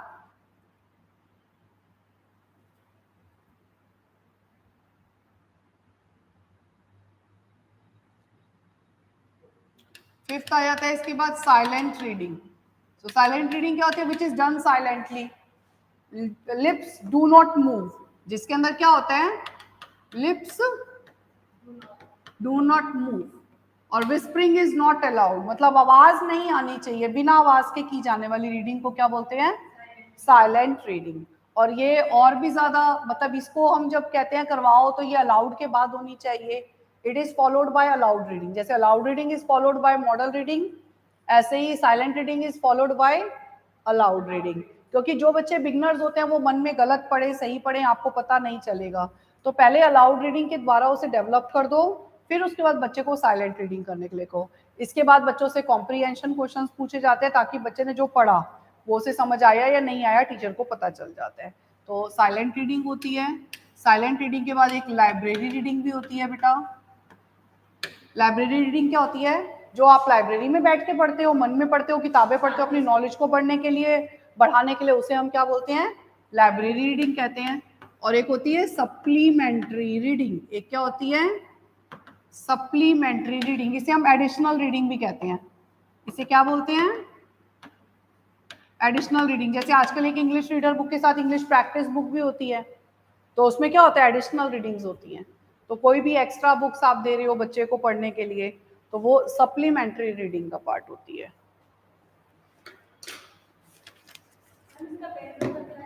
हाँ जी, ये सब आपके 121 पे, हरियाणा ही है आपकी क्लास, हरियाणा वाली है। हाँ, तो ये आपका चल रहा है पेज नंबर, एक सेकेंड, हाँ पेज नंबर 120 से स्टार्ट हुआ है, 120, 121, ठीक है, ये वाले पेजेस हैं। एक आपका 125 पे दिया हुआ है, ठीक है।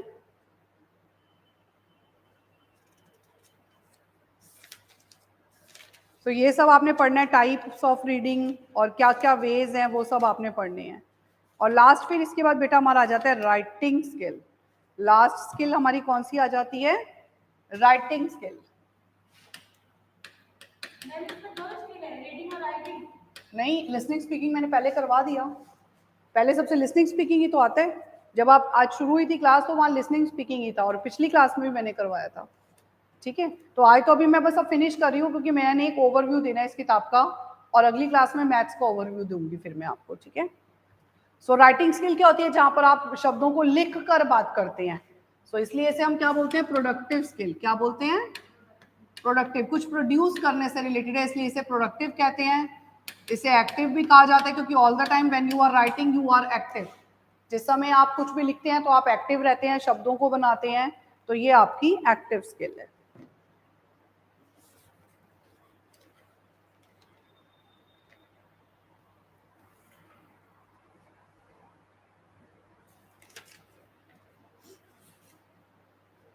फिर आते हैं mechanics of writing, page number 134 पे मैकेनिक्स दिए हुए हैं, मैकेनिक्स ऑफ राइटिंग।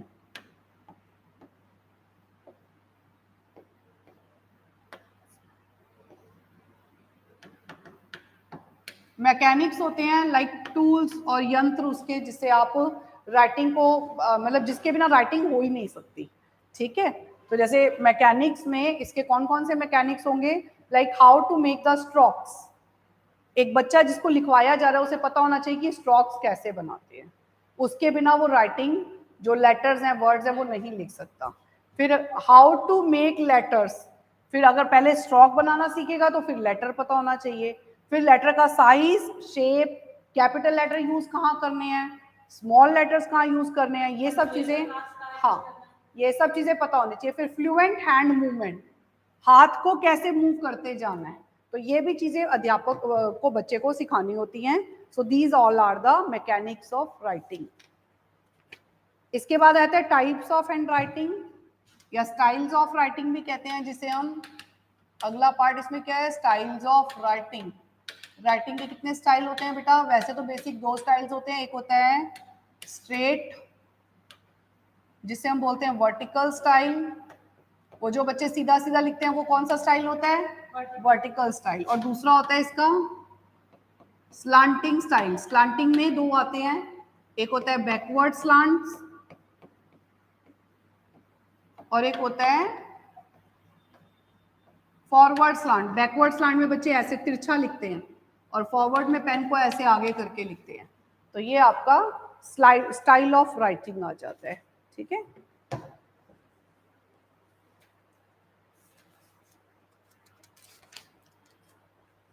फिर टेक्निक्स वगैरह आप अपने आप पढ़ लेंगे। काइंड्स ऑफ स्क्रिप्ट अपने आप पढ़ेंगे। Print script, cursive script, rounded cursive script होती है। फिर इसके बाद मेथड्स ऑफ टीचिंग राइटिंग, बच्चे को लिखना सिखाने के मेथड्स कौन कौन से होते हैं।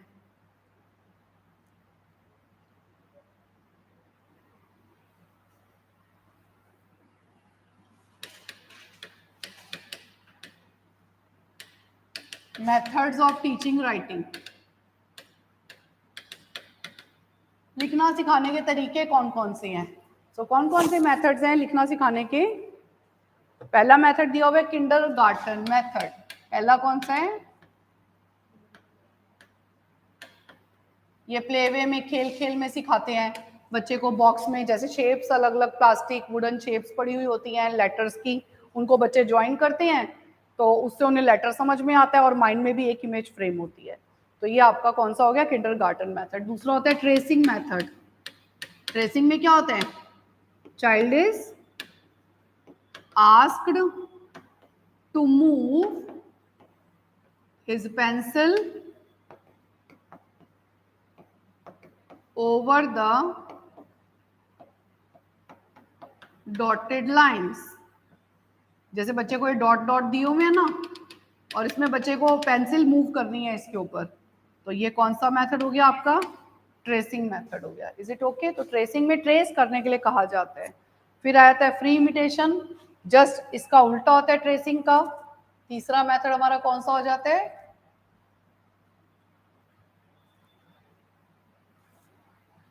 ये पहला, ये दूसरा, और तीसरा होता है फ्री इमिटेशन, फ्रीली इमिटेट करना, नकल करना, कॉपी करना। मैं बोर्ड पे लिख रही हूँ, आप बोर्ड से कॉपी करके अपनी नोटबुक में लिख रहे हो, तो ये कौन सा मेथड है? Free imitation method. और चौथा इसमें आ जाता है FG फ्रेंच मेथड। ये FG फ्रेंच मेथड लेकर FG फ्रेंच आए हैं, इसलिए इस मेथड का नाम FG फ्रेंच है। इसमें बेसिकली FG फ्रेंच ने पेनमैनशिप पे फोकस किया है कि पेंसिल या पेन को पहले पकड़ना कैसे सिखाते हैं। तो वो कहते हैं डायरेक्टली बच्चे के हाथ में पेंसिल नहीं पकड़ाई जाती, उससे पहले खेल खेल में, जैसे रेत में के या कोई चीज़ को आप ऐसे टच सेंस पे, तो ऐसे करके बच्चे को, या कलरिंग करने के लिए दे दिया किसी अल्फ़ाबेट के अंदर, तो और उसके बाद फिर बच्चे को पहले स्ट्रोक बनाने सिखाते हैं, फिर उससे सिमिलर लेटर्स बनाना सिखाते हैं, और ऐसे करके जब बच्चे को सिखाया जाता है तो ये इस मेथड में आता है। इन्होंने पेनमैनशिप पर फोकस किया है, तो this is called as alphabets, FG French method. और इन्होंने एक बात और कही है कि बच्चों को पहले स्मॉल लेटर सिखाने चाहिए और उसके बाद कैपिटल लेटर सिखाने चाहिए, ठीक है। ये है हमारा FG फ्रेंच मेथड। इसका प्रोसीजर आपने बुक से पढ़ना है, क्रिटिकल रीडिंग, उसके बाद फिर नेक्स्ट आ जाता है आपका राइटिंग एज अ प्रोसेस, यानी प्रोसेस ऑफ राइटिंग हम बात कर रहे हैं। क्या क्या स्टेप्स होते हैं राइटिंग के? प्रोसेस ऑफ राइटिंग, एक तरह से यहाँ बेटा स्टेप्स की बात हो रही है। यहाँ किसकी बात हो रही है? स्टेप्स की। कौन कौन से स्टेप्स होते हैं बच्चे को लिखना सिखाने के लिए?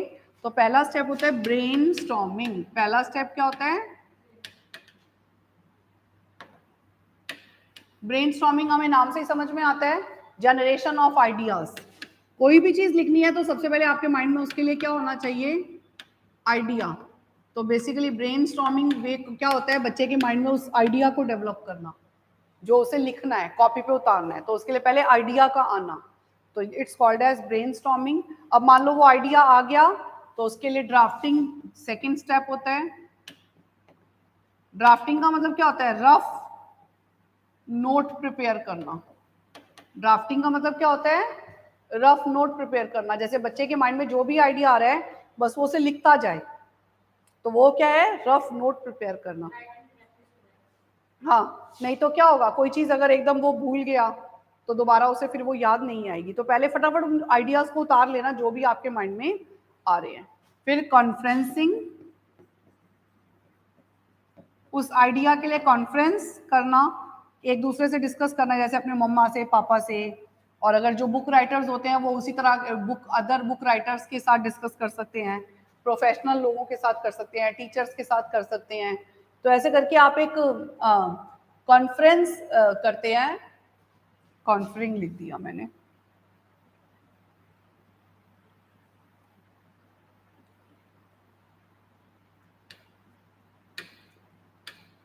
कॉन्फ्रेंस, ठीक है। सो कॉन्फ्रेंस करना, तो बातचीत के लिए बुलाना। फिर आ जाता है इसके बाद मॉडिफाइंग। कॉन्फ्रेंस करने के बाद अब आपको लग रहा है कि कुछ मॉडिफिकेशन की ज़रूरत है, कुछ मॉडिफाई करने की ज़रूरत है, परिवर्तन करने की ज़रूरत है, तो आप मॉडिफाइंग करेंगे साथ में उसको।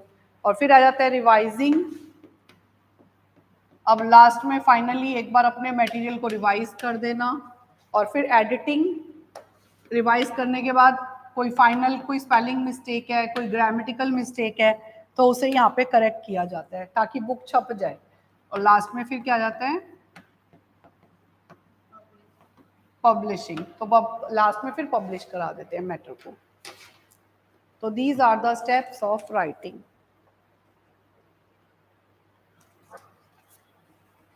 इसके बाद इन्होंने दिया बेटा टाइप्स ऑफ राइटिंग, आपने ऑलरेडी किए हुए हैं। Types of writing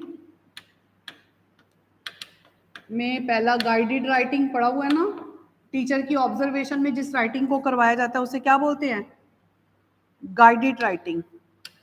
guided writing क्या होती है? जिसे टीचर की ऑब्जर्वेशन में लिखवाया जाए, और या फिर जिसमें आपको कुछ वर्ड्स आपको ऊपर दे दी हो, हिंट्स में दे दी हो, और उसी में से एक सिलेक्ट कर करके आपको लिखना हो, तो ये सब गाइडेड राइटिंग होता है। एक होता है फ्री राइटिंग, जहाँ पर you are free to write, जहाँ पर आपको अपने थॉट्स को, अपने आइडियाज को एक्सप्रेस फ्रीली करने का मौका मिलता है, तो उसे क्या बोलते हैं? फ्री। जैसे ऐसे टाइप क्वेश्चंस होते हैं वो फ्री राइटिंग को प्रमोट करते हैं। और ऐसे ही आपका जो तीसरा होता है क्रिएटिव राइटिंग। क्रिएटिव राइटिंग में you are asked to write something new, किसी चीज में आपकी क्रिएटिविटी की डिमांड की जा रही है, कुछ नया कंस्ट्रक्टिव डिमांड की जा रही है, तो वो क्या होता है, इससे एक स्टोरी दे दी इनकम्प्लीट, और आपको कह रहे हैं इसको आप एंड इसका आप बताओ क्या होगा, क्लाइमैक्स क्या होगा, तो वो आपकी क्रिएटिविटी डेवलप कर रहा है टीचर, तो it's called as creative writing. ठीक है,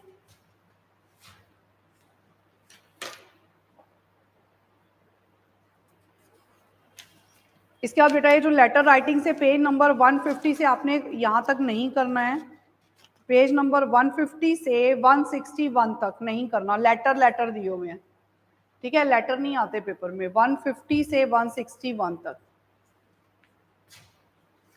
इसके बाद डेली डायरी, जो अध्यापक प्रिपेयर करते हैं, डेली डायरीज, जर्नल्स, उन्हीं को कहते हैं जिसमें उनके पर्सनल रिकॉर्ड्स होते हैं, व्यक्ति के होते हैं ना, तो वो आपके डेली डायरीज में आ जाते हैं। ठीक है, लर्निंग लॉग्स होते हैं, सिंपल लॉग्स जो आप प्रिपेयर करते हैं उन्हें लर्निंग लॉग्स कहा जाता है। फिर आते हैं पिक्चर कॉम्पोजिशन, पिक्चर को कंपोज करना, जैसे पिक्चर आपको दे देते हैं और बच्चे को कहते हैं उसके बारे में लिख के दिखाओ, तो वो पिक्चर कॉम्पोजिशंस होते हैं। फिर वर्बल क्लूज क्या होते हैं, वर्बल और विजुअल इनपुट्स, जो आपको वर्बली शब्दों के रूप में दिए जाते हैं वो वर्बल क्लूज में आ जाते हैं, और विजुअल इनपुट जिन्हें देखकर आप समझते हो वो आपके विजुअल इनपुट्स में आ जाते हैं। ठीक है, इसके बाद इन्होंने अगला पार्ट आपका ग्रामर दिया हुआ है, 164 पे क्या दिया हुआ है, right A short note on grammar.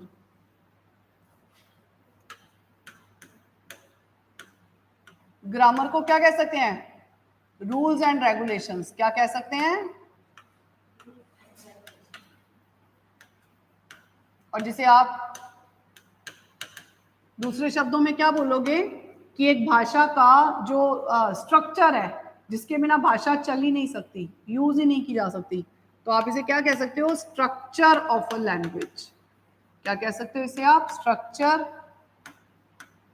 Of a language. तो बेसिकली ग्रामर की विशेषताएं, या आप इसे थ्योरी कह सकते हो, सोल ऑफ अ लैंग्वेज कह सकते हो। ठीक है, इसके बिना आप लैंग्वेज को अंडरस्टैंड नहीं कर सकते। जैसे आत्मा और शरीर का एक रिलेशन होता है ना, ऐसे ही ग्रामर और भाषा का भी रिलेशन होता है, आप भाषा से ग्रामर को सेपरेट नहीं कर सकते। ठीक है, आगे नेक्स्ट आ जाता है इसका main purpose of teaching grammar. आप बच्चे को ग्रामर कैसे सिखाएंगे,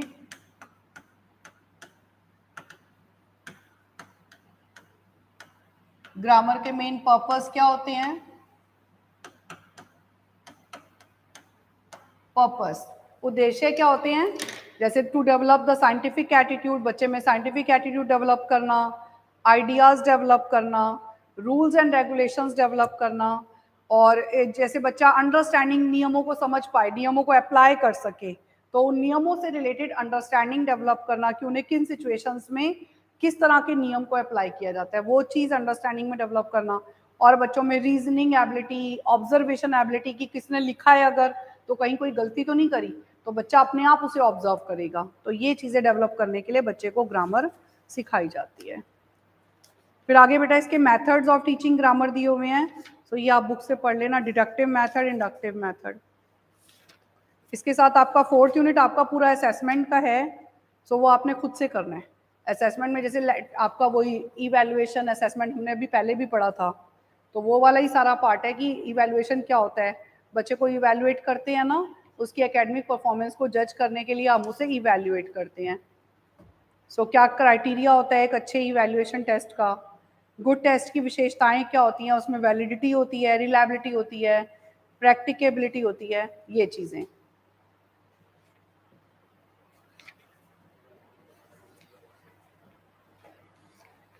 फिर इनफॉर्मल फीडबैक बच्चे को दिया जाता है। इनफॉर्मल फीडबैक क्या होता है, जहाँ पर आप फॉर्मली नहीं दे रहे, सिर्फ आप गर्दन हिला के, या इनफॉर्मली बच्चे ने कुछ भी किया तो साथ में आपने उसको एक फीडबैक सा दे दिया, बता दिया उसके बारे में, तो दैट इज इनफॉर्मल फीडबैक।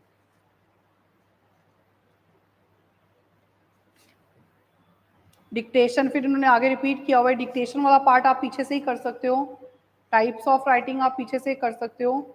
आगे इसने दिया हुआ, मतलब यहाँ पर आपने सिर्फ इतना पार्ट पढ़ना है कि जैसे आप बच्चे को राइटिंग सिखा रहे हो तो राइटिंग को इवैल्यूएट कैसे करेंगे, इवैल्यूएशन वाले चैप्टर में, या आप बच्चे को रीडिंग सिखा रहे हो तो रीडिंग को इवैल्यूएट कैसे करेंगे, आप बच्चे को डिक्टेशन दे रहे हो तो डिक्टेशन को इवैल्यूएट कैसे करेंगे, तो ये चीज़ आपने बच्चे को सिखानी होती है।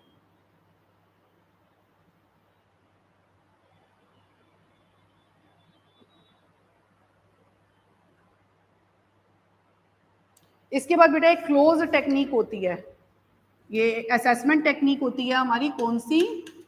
Close technique.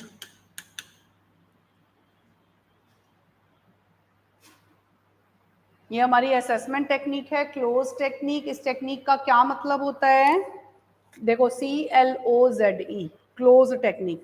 एक वाक्य दे दिया और उस वाक्य का शुरू वाला पार्ट दे दिया, बाद वाला दे दिया, बीच वाला इनकम्प्लीट है, तो ये फिल इन द ब्लैंक है। तो अब बच्चे को बोल रहे हैं कि आप इसे वर्ड काउंट फॉर्मूला के अकॉर्डिंगली कंप्लीट करो। हाँ, तो it's called as cloze technique होती है ये, ठीक है। It's a technique in which words are deleted from a passage according to the word count formula. एक पैसेज में से आपके कुछ शब्दों को डिलीट कर दिया जाता है, ठीक है। अब आगे क्या कहते हैं? The passage is presented to the students, फिर वो पैसेज बच्चों को प्रेजेंट किया जाता है। अब who insert the words as they read to complete and construct the meaning from the text. तो बच्चे उसे पढ़ पढ़ के कंप्लीट करते हैं जिससे कि उसका एक कंप्लीट मीनिंग मेक ओवर हो जाए। तो it's called as cloze technique. इसी को क्या बोलते हैं? Cloze technique. इससे आप क्या समझ पाते हो? ये क्यों टेक्निक यूज की जाती है? To identify the students knowledge, बच्चे की नॉलेज कितनी है, कितना उसे समझ में आता है, वो जानने के लिए आप क्लोज टेक्निक यूज करते हैं। To determine which cueing systems reader effectively employ to construct the meaning, कि बच्चे को ये देखना कि बच्चा कितना क्यू सिस्टम को समझता है। क्यू मतलब हिंट्स को समझता है। जैसे आपने पैराग्राफ में ऊपर एक हेल्प बॉक्स दे दिया, अब वो वर्ड्स बच्चा कितना समझ पा रहा है कि कौन सा शब्द कहाँ लगाना है, तो उसके लिए उसे ये दिया जाता है। To assess the extent of students, vocabulary बच्चे की जानने के लिए कि उसे कितनी वोकैबुलरी उसके पास है, वो देखने के लिए भी आप ये दे सकते हैं। फिर to encourage student to monitor for meaning while reading, बच्चे को इस बात के लिए भी बढ़ावा देना कि वो पढ़ते समय क्या मीनिंग पे ध्यान देता है या नहीं देता, तो उसके लिए भी ये टेक्निक यूज की जाती है। To encourage students to think critically, बच्चे को क्रिटिकली एनालिटिकली सोचने के लिए भी इस टेक्निक का यूज किया जाता है। आगे आपने इसमें टेक्निक्स जितने भी हैं इसकी असेसमेंट की आपने पढ़नी है बेटा। फिर आती है 5th यूनिट हमारी। 5th यूनिट आपकी टीचिंग लर्निंग प्रोसेस है, सारी लेसन प्लान से रिलेटेड है। तो आपने लेसन प्लान सारे किए हुए हैं, जिसमें यूनिट प्लान होता है आपका जो वीकली होता है, एक होता है डेली मंथली लेसन प्लान जो मंथ में प्रिपेयर किया जाता है, और एक होता है डेली लेसन प्लान जो डेली बेसिस पर किया जाता है। तो आपने लेसन प्लान जो है जो डेली का लेसन प्लान है उसमें आपने 3 लेसन प्लान जरूर तैयार करने हैं, एक प्रॉज, एक पोइट्री और एक ग्रामर। जैसे फर्स्ट ईयर में किया था ना, ऐसे ही इसमें भी करना है। मैं आपको लेसन प्लान का पेज नंबर बता देती हूँ। एक तीनों का एक लेसन प्लान आपने तैयार करना है। मॉडल लेसन प्लान आपकी बुक में दिए हुए हैं बेटा। जैसे एक प्रॉज का लेसन प्लान दिया हुआ है पेज नंबर 247 पे, प्रॉज का लेसन प्लान दिया है 247 पेज पे। फिर पोएट्री का लेसन प्लान आप देख सकते हो पेज नंबर, हाँ, पोयम का लेसन प्लान दिया हुआ है पेज नंबर 254 पे। 254 पे पोयम का लेसन प्लान है। और फिर इसके बाद ग्रामर, ग्रामर का लेसन प्लान आपका, हाँ, पेज नंबर 262 पर दिया हुआ है। लेसन प्लान 10 नंबर का lesson plan is are M का यूज बता रहा है, और ये आपका ग्रामर का लेसन 262। तो ये आप 3 लेसन प्लान कर लेना। हाँ, डेली के ही 3 पार्ट्स है ना ये वाले, डेली पे ही आता है पेपर में बनाने के लिए। यूनिट प्लान का तो सिर्फ फॉर्मेट आ जाएगा। सो यूनिट प्लान किसके लिए होता है? जो आपका पूरे यूनिट से रिलेटेड होता है। जैसे एक चैप्टर में कितने टॉपिक्स हैं, तो वो आप कितनी क्लासों में पूरा करेंगे, कितने पीरियड्स में पूरा करेंगे, तो इस चीज की जो प्लानिंग होती है वो यूनिट प्लान में आ जाती है। और वीकली जो वीक के लिए प्रिपेयर किया जाता है हर वीक, वो थ्योरी बेस्ड है। जो बनाने के लिए आएगा वो इस तीनों पे ही आएगा खाली, ठीक है। सो ये था आपका सारा लेसन प्लान। लेसन प्लान ही आपके काफी सारे पेजेस में दिए हुए हैं। लेसन प्लान का मीनिंग पढ़ना है आपने, इसकी विशेषताएं पढ़नी है एक अच्छे लेसन प्लान की, यूनिट प्लान क्या होता है, ये सब चीजें आपने बेटा यहाँ पे ध्यान देनी है, ठीक है। सो फिर माइक्रो टीचिंग क्या होता है? माइक्रो टीचिंग जानते हो क्या होता है? माइक्रो टीचिंग 30 से 40 मिनट का जो पीरियड है वो उसको कम टाइम में और कम बच्चों को सिखाने के लिए माइक्रो टीचिंग का यूज किया जाता है। माइक्रो टीचिंग बेसिकली प्यूपिल टीचर के लिए होता है। जैसे आप अपनी ही क्लास में जितने भी बीएड या डाइट बच्चे कर रहे हो, तो आपकी क्लास में आपके 2 4 5 बच्चे जो हैं आपको बोल रहे हैं कि उन्हीं को पढ़ाओ, तो वहां पर एक टाइम पे एक स्किल को डेवलप करते हैं। जैसे हाँ, तो वो चाहे एक्सप्लेनेशन स्किल देख रहे हैं, चाहे आपकी ब्लैक बोर्ड स्किल देख रहे हैं, तो it's called as micro teaching. ठीक है,